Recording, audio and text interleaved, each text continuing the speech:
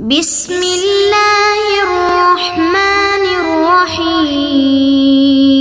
السلام علیکم ورحمۃ اللہ وبرکاتہ۔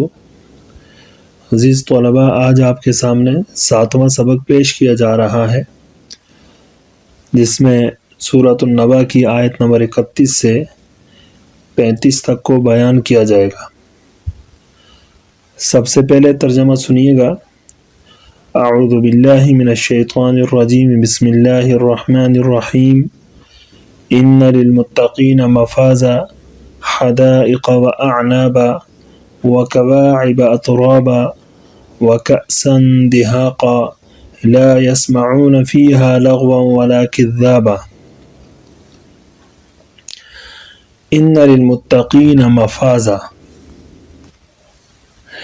بے شک پرہیزگار لوگوں کے لیے کامیابی ہے۔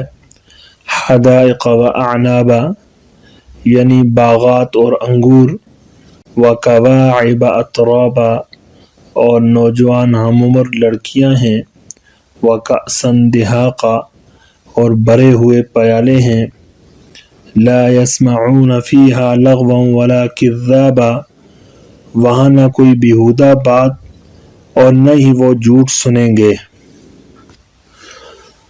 ترجمے کے بعد امر ثانی یعنی حل المفردات، حل لغات سنیے گا۔ اس میں متقین کا لفظ، یہ صیغہ جمع مذکر سالم اسم فاعل کا ہے۔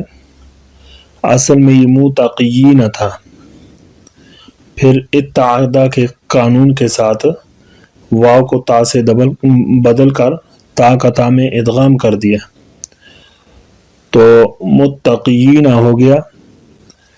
پھر یا پر کسرہ اس کا ثقیل تھا، اس کو گرا دیا تو اجتماع ساکنین ہو گیا۔ پھر اجتماع ساکنین کی وجہ سے ایک یا کو بھی گرا دیا تو یہ متقین بن گیا۔ تو یہ باب افتعال سے ہے، اس کا معنی ہے پرہیز کرنا۔ اس کے بعد ہے مفازہ۔ مفازہ یہ مصدر میمی بھی ہے اور اسی طرح ظرف مکان بھی ہے۔ یہ اصل میں مفوزن تھا، پھر یقالو کے قاعدے سے جو ہے نا یہ مفازن ہو گیا۔ باب نصر سے فاز یفوز و فوزن، اس کا معنی ہے کامیاب ہونا۔ حدائق، یہ حدیقہ کی جمع ہے، اس کا معنی ہے باغ، یعنی وہ باغ جس کے گرد چار دیواری لگی ہوئی ہو۔ اور باب ضربہ سے اس کا معنی ہے گھیر لینا۔ اعنابا، یہ عنب کی جمع ہے، اس کا معنی ہے انگور۔ وکواعب، کواعب جو ہے یہ کاعب اسم فاعل کی جمع ہے، اس کا معنی ہے نوعمر لڑکیاں، یعنی وہ لڑکیاں جن کے پستان ابھرے ہوئے ہوں۔ اور کعب جو مادہ ہے، اس کا باب نصارہ سے معنی ہے ابھرنا، اور اس مادے کے اندر یہی ابھرنے کا معنی پایا جاتا ہے۔ اسی اعتبار سے کعبۃ اللہ کو بھی کعبہ کہتے ہیں کہ زمین میں سب سے پہلے وہی حصہ ظاہر ہوا۔ اور ٹخنا کو بھی، انسان کا جو ٹخنا ہے پاؤں کا، اس کو بھی کعب کہتے ہیں، تو وہ بھی چونکہ ابھرا ہوتا ہے۔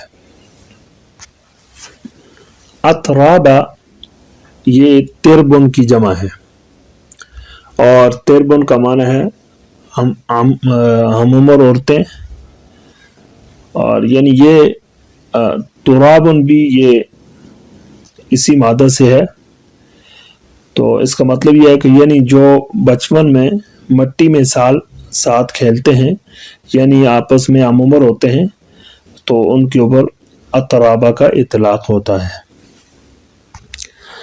کأسن، اس کی جمع کؤوس اور اکواس آتی ہے، اس کا معنی ہے پیالہ۔ دہاقہ،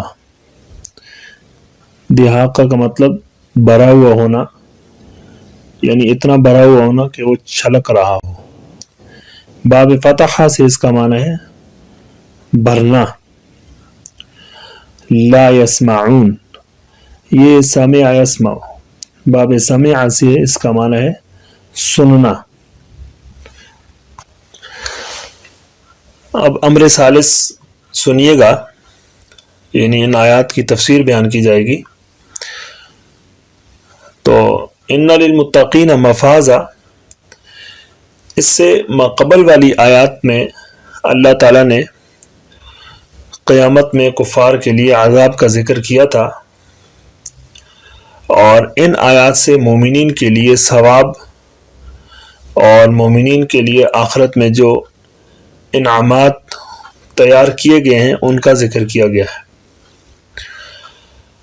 تو ان للمتقین مفازا حدائق و اعنابا، مطلب یہ ہے کہ جن لوگوں نے دنیا میں اللہ سے ڈر کر زندگی گزاری اور گناہوں سے دور رہے، اللہ کی اطاعت کرتے رہے، تو بے شک وہ لوگ کامیاب ہیں، اور اس کامیابی کا بدلہ یہ ہے کہ آخرت میں انہیں کھانے کی ساری چیزیں، سیر و تفریح کی ساری چیزیں میسر ہوں گی، جس میں باغات ہوں گے، میوے ہوں گے، مثلا کھجور، انار، انگور وغیرہ، یہ سارے پھل وہاں پر میسر ہوں گے۔ اور اس کے علاوہ جس چیز کی طبیعت چاہے گی ان کی، تو وہ چیز ان کو میسر کی جائے گی۔ اب ان آیات میں حدائق، یعنی ان باغات میں سارے پھلوں کا ذکر آ ہی جاتا ہے اس کے ضمن میں، لیکن اس کے باوجود بھی اعنابا یعنی انگور کا ذکر الگ کیا، تو اس کو تخصیص بعد التعمیم کہتے ہیں، اس لیے کہ انگور میں لطف زیادہ ہوتا ہے، اس میں فرحت زیادہ ہوتی ہے، اور انگور کا جو اس کی بیل کا سایہ ہے یہ بھی عمدہ ہوتا ہے۔ اس کے بعد فرمایا وَكَوَاعِبَ أَتْرَابًا، وہاں ہم عمر عورتیں ہوں گی۔ تو اللہ تعالیٰ نے جس طرح جنت میں کھانے پینے اور رہائش کا انتظام کیا ہے، اسی طرح دل بہلانے کے لیے اور مزید راحت فراہم کرنے کے لیے جنت میں حوروں کا انتظام بھی کیا ہے، لیکن وہ ایسی حوریں ہوں گی جن کی کسی عورت سے ولادت نہیں ہوگی، بلکہ ان کو جنت ہی میں پیدا کیا جائے گا۔ قواعب میں جو قواعب قائب کی جمع ہے، اور قائب کہتے ہیں جس کی جوانی ہو، ابھرتی ہوئی جوانی کو کہا جاتا ہے، یعنی اس کے ساتھ اس کی جوانی میں اس کے پستان وغیرہ ابھر جائیں اور نظر آ رہے ہوں۔ اطرابہ یہ ترب ان کی جمع ہے، یہ ام عمر عورتوں کو کہا جاتا ہے۔ تو اس میں دو قول ہیں، ایک قول یہ ہے کہ یہ وہ عورتیں یعنی وہ حوریں اپنے شوہروں کی ام عمر ہوں گی، اور دوسرا قول اس میں یہ ہے کہ چونکہ ایک مرد کو کئی حوریں دی جائیں گی، تو وہ حوریں آپس میں ام عمر ہوں گی، تو عمر میں ساری مساوی ہوں گی، تو اس وجہ سے ان کے آپس کے درمیان بھی ایک دوسرے میں باہم محبت ہوگی، اور کسی کو دوسری پر اس وجہ سے برتری کا خیال نہیں ہوگا کہ میری عمر کم ہے اور دوسری کی زیادہ ہے، تو اس اعتبار سے وہ ساری آپس میں برابر ہوں گی۔ اگلی آیت وَكَأْسًا دِهَاقًا، یعنی ان کو بھرے ہوئے پیالے، شراب کے پیالے پیش کیے جائیں گے۔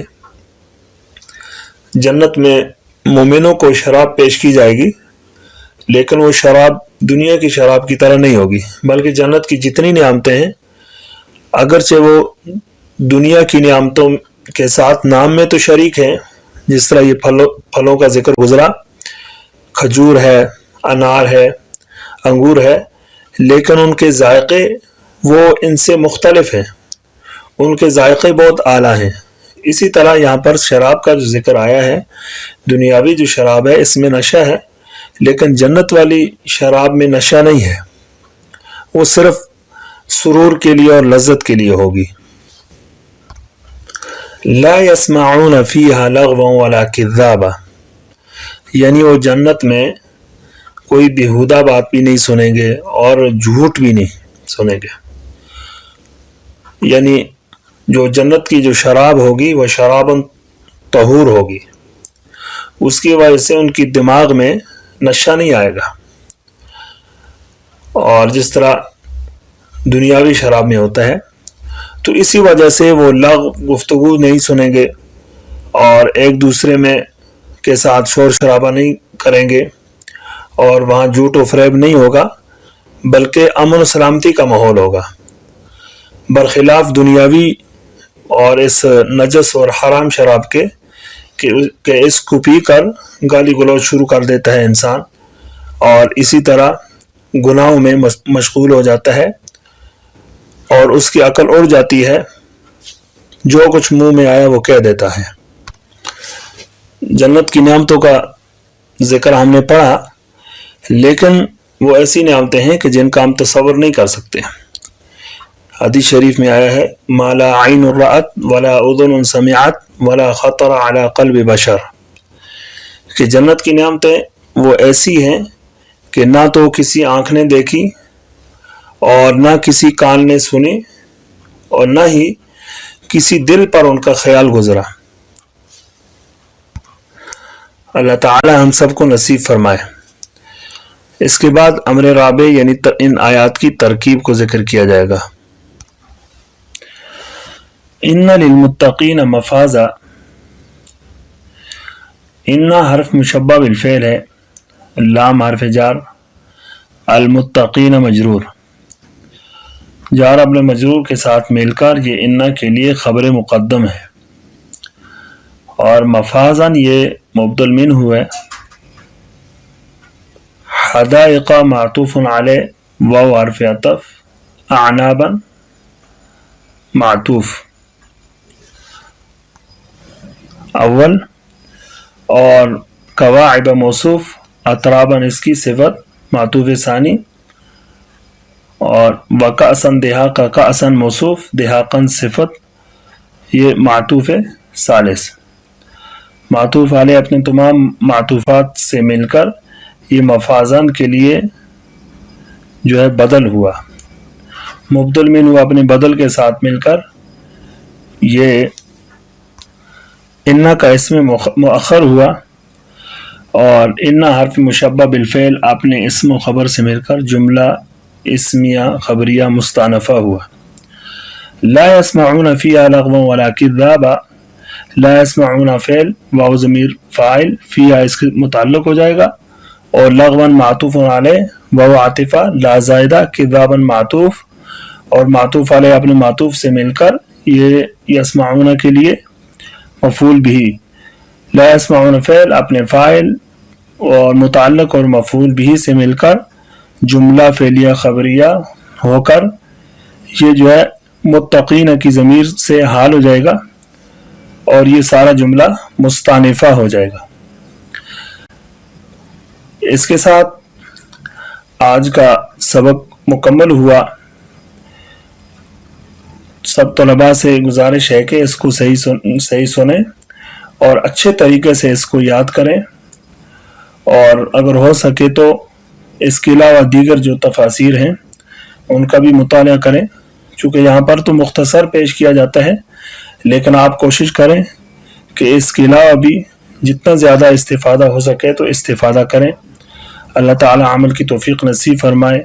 السلام علیکم ورحمۃ اللہ وبرکاتہ۔